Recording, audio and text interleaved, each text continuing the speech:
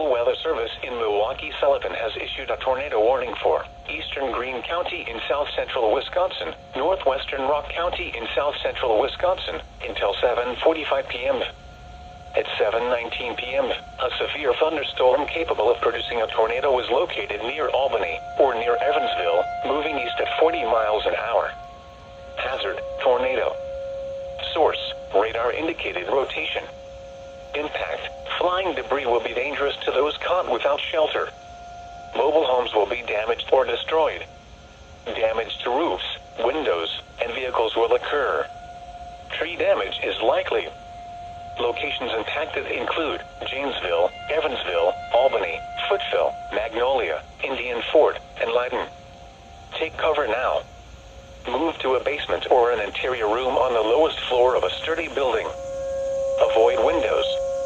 If you are outdoors, in a mobile home, or in a vehicle, move to the closest substantial shelter and protect yourself from flying debris.